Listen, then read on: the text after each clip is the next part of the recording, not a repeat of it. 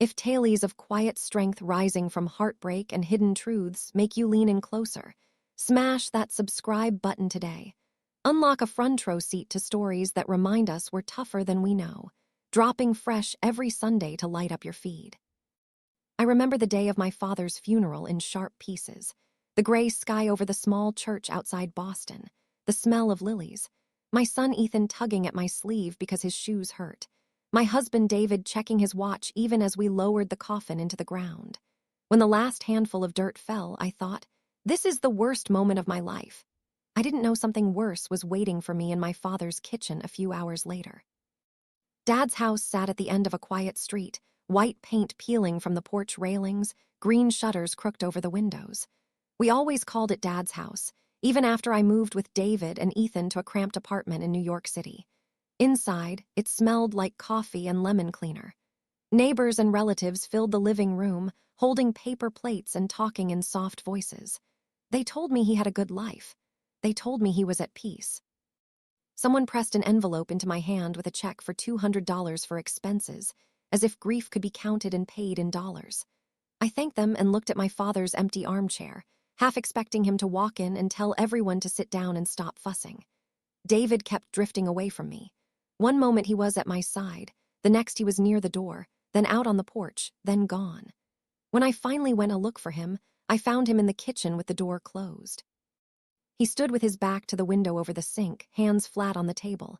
A plate of store-bought cookies sat between us untouched. My father would have called them sweet dust.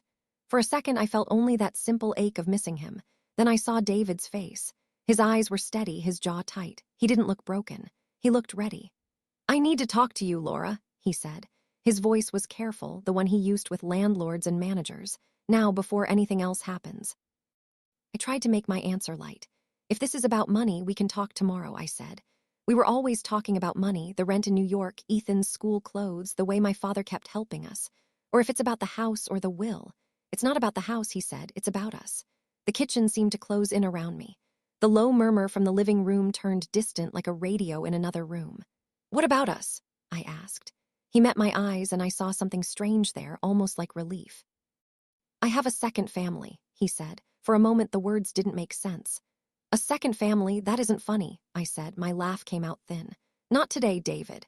"I'm not joking," he said. "She lives in Chicago. Her name is Megan. We've been together for 3 years. We have a daughter. She's almost 2. He listed the details one by one. City, name, years, child. I grabbed the back of a chair and held on. My father had been in the ground for only hours. Ethan was in the next room eating pie and asking strangers if Grandpa could see him from heaven. And my husband was calmly telling me that I was not his only home. "I'm leaving, Laura," he said. "I've packed my things. I'll send money for Ethan. We'll work it out with lawyers. I'll be fair." The word fair made my chest burn. My father had spent 30 years working at a shipping company and saving every spare dollar so his daughters would never feel desperate. Fair was his word, not David's. From the living room, I heard my sister Sarah laugh brightly above the steady hum of voices. As the sound reached me, another thought cut through the shock. I began to wonder who else already knew my life had split in two, and why I was the last to hear it said out loud. 3 days after the funeral, I sat in a glass office high above Manhattan, wondering how my life had turned into a legal appointment. The city looked unreal through the wide window, all steel and movement. Yellow cabs crawled along the streets far below, like toy cars on a gray carpet. I held my black handbag on my lap like it was a shield. David sat on my left, silent. My sister, Sarah, sat on my right, calm and straight-backed in a fitted navy blazer. The lawyer, Michael Harris, had kind eyes and a tired face. He shuffled papers on his desk, the sound sharp in the quiet room. A silver pen lay neatly beside a thick folder with my father's name on it. Seeing Dad's name typed in bold letters made my throat tighten again. I had cried so much in the last few days that my eyes felt bruised, but there were still tears hiding somewhere waiting. "Thank you for coming in, Laura," Michael said. "I know this has been a very difficult week." "That's one way to put it," I answered, my voice. I didn't look at David. I still heard his words from the kitchen. I have a second family. The world hadn't stopped when he said it. People kept eating pie and talking in the next room, but inside me everything had broken. "I'm here to go over your father's will," Michael went on. "He made some changes recently. We'll walk through them together. But before we begin, there is another matter we need to address. Something in his tone made my stomach twist. He glanced at David, then at Sarah like we were all in on a secret. I was not. Sarah leaned forward smoothly. "It's better to get it all out now, Elle," she said. Her voice was soft, almost kind. "We'll handle everything at once." Before I could answer, she reached into her bag and pulled out a set of papers. She placed them gently on the desk and slid them toward me. The pages came to a stop in front of my hands. My own name stared back at me in neat black print. Laura Thompson. "What is this?" I asked, even though I already knew. My body knew before my mind did. "Divorce papers," Sarah said, and then she smiled. Not a big, cruel smile, a small, controlled one. Like she was pleased with a job done correctly. "David and I have been talking with Michael. We thought it would be less painful for you if everything was organized." I looked from the papers to her face. "You and David," I repeated slowly. "You and David have been talking." Sarah didn't look away. "Yes, he told me what happened. He told me about the other woman. I told him that you and Ethan are my first family. I said I would protect you both. That's why we're doing it this way. You'll be provided for.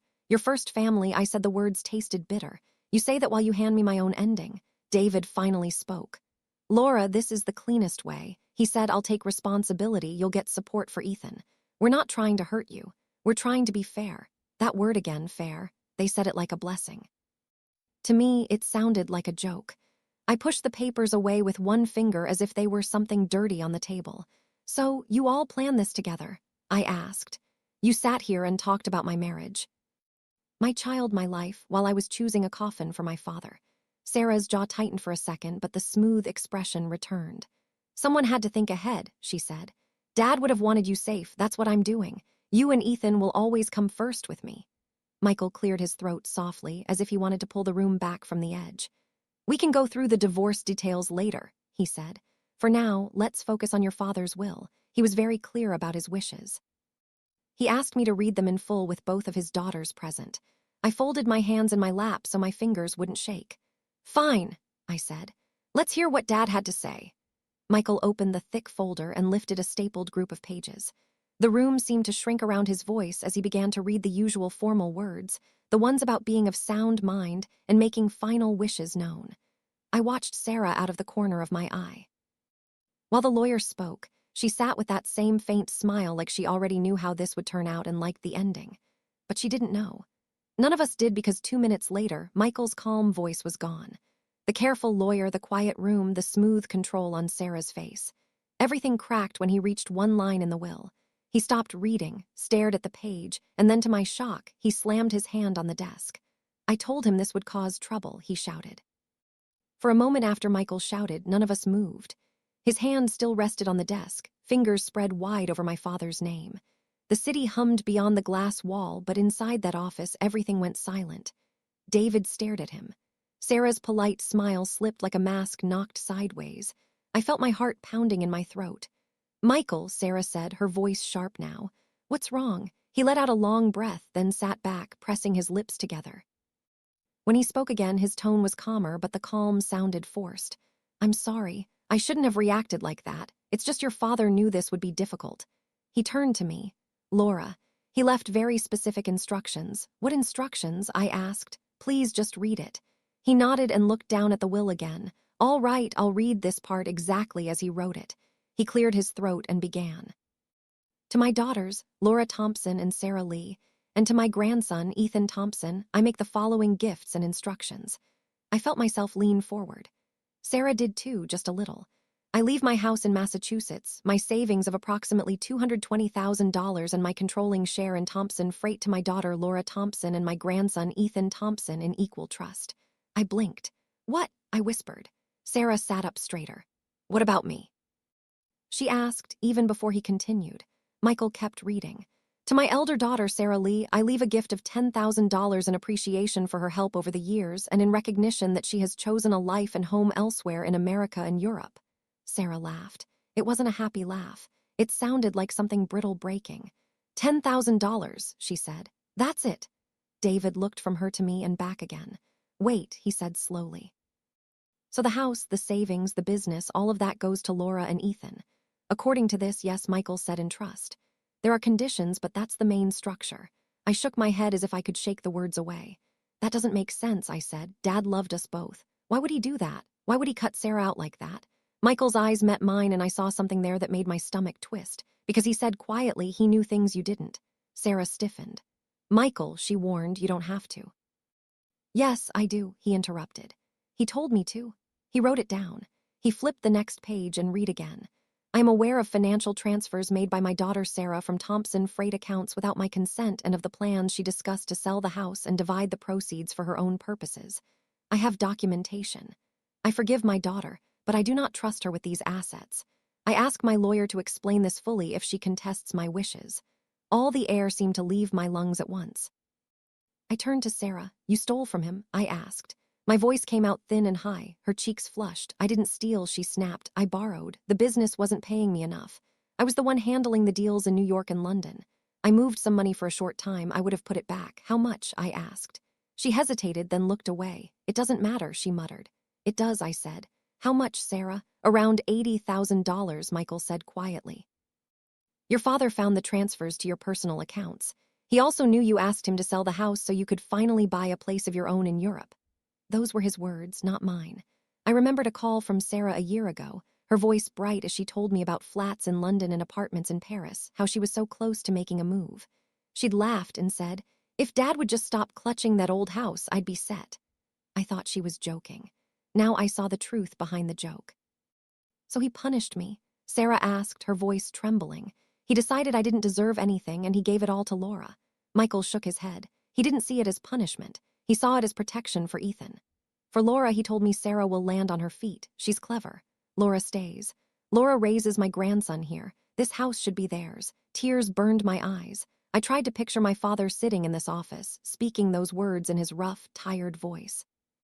I imagined him signing the will with his big, careful hand, knowing he was changing all our lives. What about David? David asked suddenly. Did he say anything about me? Michael's mouth tightened. Yes, he said. There's a line here. He read, I leave nothing to my son-in-law, David Thompson. He may build his own home elsewhere as he has chosen to do. David's face went pale. He knew, he whispered about Chicago, about Megan. He guessed, Michael said, and then he found proof. He hired someone. He showed me the reports. He didn't want to shame you while he was alive. He only wanted to be sure that when he was gone, Laura and Ethan would be safe. Safe. That word again. It sat between us like a heavy stone. I looked down at my hands. 3 days earlier, I had buried my father. In the kitchen afterward, my husband had told me he had another family. Now, I sat in a glass office while my sister's face crumpled and the lawyer told us that my father had known all along. He had known about the lies, the money, the secrets, and still he'd loved us. Still, he'd chosen me. In the weeks after the will was read, I felt like I was walking through a house that had been picked up and set down in a different place. Everything looked the same, but nothing felt the same. My father was gone. My marriage was over. My sister avoided my calls for days. Yet somehow, I was now the owner of a house, a business, and enough money to do more than just survive. Michael helped me move through the legal storm. There were signatures and forms and quiet meetings in that glass office above the streets of New York. David and I signed the divorce agreement at a long wooden table. He wore the same careful expression he'd worn when he told me about Megan, like he was doing something practical and necessary, not breaking the last pieces of my old life. I'll send $1,200 a month for Ethan, he said, the number calm and flat between us, and I'll pay half of his school costs. We agreed on that. Yes, I said. My voice sounded distant. We agreed. He hesitated, then added, I'm sorry, Laura. I didn't say you're sorry now that the will left you nothing.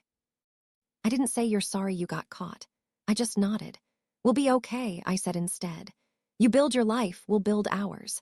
Leaving New York felt less like leaving a city and more like stepping out of a costume I had never grown into.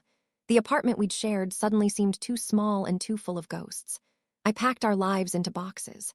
Ethan's school drawings, my work folders, a chipped mug my father had given me with the words "World's Best Kid" faded on the side. On our last night there, I stood at the window and watched the lights of the city blinking like stubborn stars. New York had given me work and noise and distraction. It had not given me a home. The home was waiting in Massachusetts. The first time I unlocked the front door of my father's house as its new owner, my hand shook. Ethan ran ahead of me, his sneakers squeaking on the old wood floor. Is this really ours now, Mom? He asked, turning in a circle in the living room. Like forever. As long as we want it to be, I said. Saying the words out loud felt strange and strong, like trying on a coat that actually fit. We started small. I painted the living room a soft gray and left one wall white where the light hit in the afternoon. I kept my father's armchair, but added a new blue pillow, one that didn't sag. We fixed the porch swing and bought a second-hand table for the kitchen. There was enough money now, real solid money in the bank that I didn't have to count every dollar before I spent it. I still counted anyway out of habit, but it no longer felt like drowning. Taking over Thompson Freight was the part that scared me most. I had always thought of my father's job as a world of trucks and shipping routes and endless spreadsheets. I knew enough to ask questions, not enough to give orders. But he had trusted me with it, and I couldn't ignore that. Michael introduced me to Linda, the office manager who had worked beside my father for 20 years. She had sharp eyes and a warm laugh. "Your dad used to say you were the brave one," she told me one afternoon as we sat in the small office in Philadelphia. "You just didn't know it yet." He said that. "I asked all the time," she said, usually after talking about Ethan for 20 minutes. With her help and with a younger accountant who actually liked numbers, we started updating things. We moved the records onto better software, cut some waste, found a few new clients along the East Coast. At the end of the first year, the company had made about $50,000 more than the year before. I sat alone in the office after I saw the final numbers and cried, not from sadness this time, but from a fierce, quiet pride. It took longer for things to shift with Sarah. For a while, there was nothing but silence between us. Then one evening, my phone buzzed with a message from an unfamiliar number. It was short. "I'm in Chicago for work. I saw David with his daughter. You were right to let it go. I'm sorry for everything." I stared at the screen for a long time. I thought about the money she had moved, the lies she had told, the way she had smiled while giving me divorce papers. I also thought about the girl who had shared a room with me when we were little, the one who used to whisper stories about visiting Europe and living in bright, tiny flats above bookstores. I wrote back, "I'm not ready to forgive you yet, but I hope you build a good life for real this time." Her reply came a minute later. "That's more than I deserve. Thank you." On a warm evening near the end of that first year, Ethan and I sat on the porch swing, watching the sun sink behind the trees. Fireflies blinked in the yard, small floating lights. "Mom," he asked, "do you think Grandpa can see us?" "I don't know," I said honestly, "but I hope he can." "I think he can," Ethan said. He leaned against me, his head on my shoulder. "If he can, he's probably happy, right? Because we're in his house and we're okay." I looked at the white railings, at the patched porch boards, at the yard that needed mowing. I thought about the will, the secrets, the shouting, the broken promises. And then I thought about this moment, simple and quiet, with my son's weight warm against my side. "Yes," I said softly. "If he can see us, I think he's happy. We're finally where we're supposed to be."